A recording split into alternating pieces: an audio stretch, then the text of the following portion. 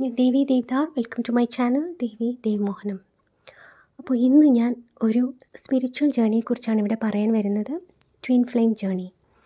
പലതരം spiritual journey ഉണ്ട്.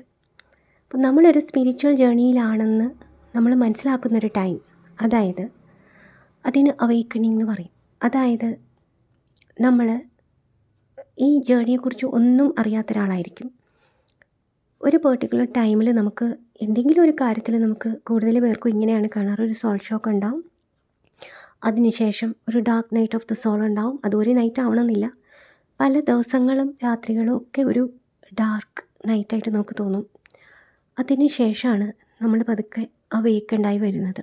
അതിനുശേഷം നമുക്ക് മനസ്സിലാവും, യൂണിവേഴ്സ് തന്നെ നമ്മളെ മനസ്സിലാക്കി തരും നമ്മൾ ഒരു ജേണിയിലാണ്. ആ ജേണി ട്വിൻ ഫ്ലെയിം ജേണി ആണെങ്കിൽ നമ്മൾ മാത്രമല്ല അതിൽ ഇൻവോൾവ് ആയിരിക്കുന്നത്, വേറൊരാൾ കൂടെ കാണും. കാരണം എന്തെന്ന് വെച്ചാൽ, ട്വിൻ ഫ്ലെയിം എന്ന് വെച്ചാൽ ഒരു സോൾ സ്പ്ലിറ്റായിട്ട് 2 പേരായിട്ട് ജനിക്കുന്നതാണ്. അപ്പോൾ ഈ ജേണിയിൽ ഒരാൾ മാത്രമായിട്ടൊരു ജേണിയില്ല. നമുക്ക് മനസ്സിലാക്കി യൂണിവേഴ്സ് തന്നെ തരും ആരാണ് നമ്മുടെ ഡിവൈൻ കൗണ്ടർ പാർട്ട്. ഇപ്പോൾ 2 പേരും തന്നെ ലേഡീസ് ആവും, 2 പേരും തന്നെ ജെൻസ് ആവും. കൂടുതൽ കണ്ടുവരുന്നത് ഒരു പുരുഷനും ഒരു സ്ത്രീയും അങ്ങനെയാണ്. അതിലെ ആ മെയിലിനെ നമുക്ക് മെയിൽ എനർജി, അതായത് മാസ്കുലിൻ എനർജി ആരിലാണ് ഒരു ഡിവൈൻ മാസ്കുലിൻ, ഫെമിനിൻ എനർജി ആരിലാണ് ഒരു ഡിവൈൻ ഫെമിനിൻ. ആ ഡിവൈൻ ഫെമിനിൻ ആകാൻ അല്ലെങ്കിൽ ഡിവൈൻ മാസ്കുലിൻ ആവാൻ കുറച്ച് സമയമെടുക്കും. അതായത് നമ്മൾ അവേക്കൻഡ് ആയത് ഉടനെ തന്നെ നമുക്ക് ആ ഡിവൈൻ ഫെമിനിൻ പവറിലോട്ട് നമ്മൾ എത്തില്ല. അതിൽ ഒരുപാട് കടമ്പകൾ കടന്നാലേ അവിടെ എത്തും. പതുക്കെ പതുക്കെ നമ്മുടെ സാധനങ്ങളെല്ലാം ചെയ്ത് തീർച്ചയായിട്ടും അവിടെ എത്തിച്ചേരാൻ പറ്റും. അതേസമയം ഇതാദ്യം ഒരാളായിരിക്കും അവേക്കൻഡ് ആവുന്നത്. കൂടുതലും ഡിവൈൻ ഫെമിനിൻ ആയിരിക്കും ആദ്യം അവേക്കൻഡ് ആവുന്നത്.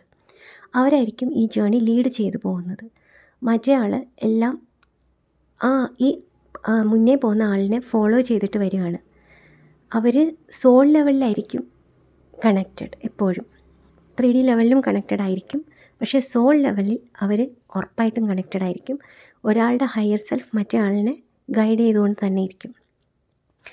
അപ്പോൾ ഇത് ഒരു ഹയർ ഡയമെൻഷൻ ലവാണ്. ഇതൊരു 3D വേൾഡിൽ കാണുന്ന, മെറ്റീരിയൽ വേൾഡിൽ കാണുന്ന ഒരുതരം ലവല്ല. അൺകണ്ടീഷണലാണ്, പവർഫുള്ളാണ്, സ്ട്രോങ് ആണ്, ഡിവൈനാണ്. അതുപോലൊരു സ്നേഹം ഈ ലോകത്ത് വേറെ എങ്ങും ഉണ്ടാകാൻ വഴിയില്ല. കാരണം അത് ഒരാൾ തന്നെയാണ്, ഒരാളുടെ മറുപാതിയാണ് മറ്റേ ആൾ. അതുകൊണ്ടാണ് ആ ലവ് ഇത്രയും സ്ട്രോങ് ആയിട്ട് വരുന്നത്. സെപ്പറേഷൻ ഫേസ് ഉണ്ടാവും, അത് ഹീൽ ചെയ്ത് കൊണ്ടുവരണം. അവസാനം യൂണിയൻ ഉണ്ടാവും. അതിനുശേഷം അവർക്ക് സോൾ മിഷൻസും ഉണ്ടാവും. അപ്പോൾ ഈ ജേണി ഒരു തമാശയല്ല, ഈ ജേണി ഒരു ഡിവൈൻ ജേണിയാണ്. ഇത് എക്സ്പീരിയൻസ് ചെയ്യുന്നവർക്ക് മാത്രമായിരിക്കും ഇതിനെക്കുറിച്ച് മനസ്സിലാവുന്നത്.